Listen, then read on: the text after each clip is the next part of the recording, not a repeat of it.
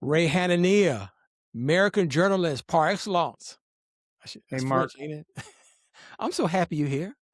Your What's on your titles mind? don't mean anything to me par excellence, That's what journalist. that's what you say it. Those But just makes me that just makes me a target. People go, he's a journalist. I hate him. we- Oh, he thinks he's too one day we better have than to have we have I to hate him. have a whole show about people. Some people don't like journalists. Ray Hanania, what is on your mind? Well, that what we just talked about is part of what I was thinking about, how we've lost compassion for people. In fact, I'm working on my column at courageousthought.com this morning, and I probably mention all this because I think people should see it. I like to combine all these different things, this interview and what I'm writing, so people understand what I'm trying to get at.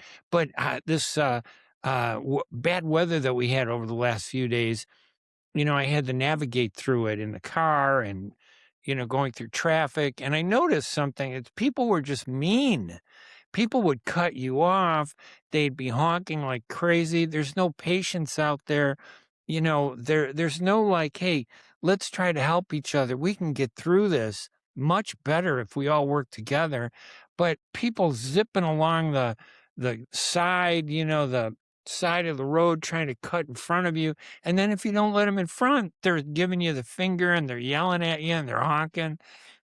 And I'm thinking, what the hell is the world coming to? And I blame it on Trump and Biden. I blame it on Biden and Trump because they've created an atmosphere where it's easy to be angry and mad and blame somebody for something Well, instead of taking I think it's responsibility. Ray. I think it's the chemicals in the food. Keep going. Well, listen, I've always thought that, but I'm going to tell you, I'm drinking a Diet Coke now.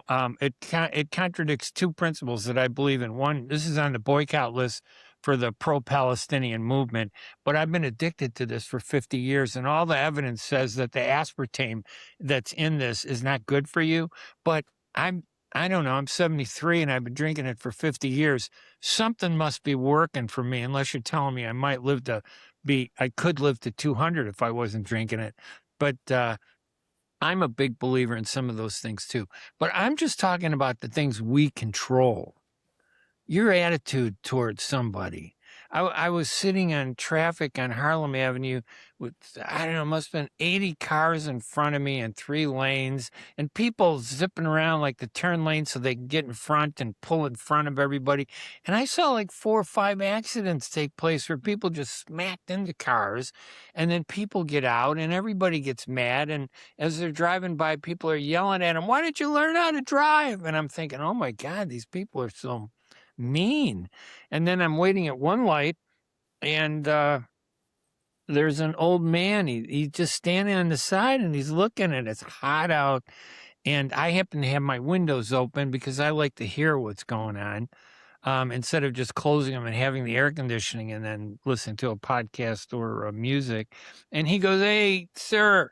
And I look over through the window. Now, normally you try not to make eye contact with people outside of your car because that's the kind of society we are. We don't want to identify with poor people, because we think it's bad luck. If you say hi to a poor person, that poor person's life is going to kind of extend or embrace you. And you don't want it to be like, it's like a virus attitude. You think you're going to catch a virus, from a poor person. And I said, "Hey, are you all right?" And he goes, "Hey," my window is open. He goes, "Hey, I need a ride. I live in Allsip. I was trying to get my car repaired. My house has been damaged. We have no insurance." And he's giving me all this thing. And I'm thinking, okay, do I say no and not trust it? Going back to this fear of serial killers, or do I be good natured and say, "Yeah, come on in"? No, this guy, got to be honest. It was hot out. He smelled. Not uh, a street person. He just happened to be somebody that you might run into at a And a Mariano. possible serial killer. Keep going. And a possible serial killer. It's possible. I don't know. I don't know the person, but we're talking and I'm thinking, okay, who knows? He could shoot me, but he's a little heavy. So if he shoots me, he's going to be struggling and waddling and not running, to get away. So there's a chance the police will get him. And I was just talking with him, and I felt so bad as I heard his story, because I feel lucky. I'm doing well. I work hard, and that's what my column is about, the rules of life that I live by. And I'm doing a whole list of what it is that I try to do. I pick up the poop after my dog. Now that seems stupid, but there's so many people that are just, they don't care. They walk their Oh, dog. before They you do. go, before you go, did you help finish the story? Did you help the man? Did you take him away to Yeah, out? well, that's what I'm getting at. So it Yeah. got me into this idea where I'm thinking about, rules of being courteous in life. Giving a guy a ride like this guy, he was explaining that his background is Greek American. He was very heavy though, and I could tell he was sweating, and it was like, oh. And I gave him a ride. I said, "Listen, I'm going up to 115th. I can drop you off over there." And he said, "That would be great. That's going to save me a lot of time." So I was able to get him off, but it made me think about how, and plus all the drivers, the people on cell phones, the people yelling, the accidents. Most accidents are the result of stupid actions. I think emotional attitudes. You get angry and you do something dumb. You lose common sense. So that's what I've been thinking about the last few days, and it's been bothering me. Do I spend enough time to think about how to be a good person?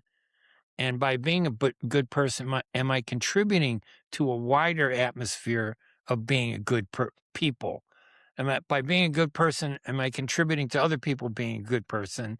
And we all become a better society. And I don't know the answer to that. Today's world, it's terrible. We got a guy like Trump yelling and screaming. I'm convinced he's involved in insider trading. He says, "We got a deal. We don't have a deal." And he's making money in the stock market.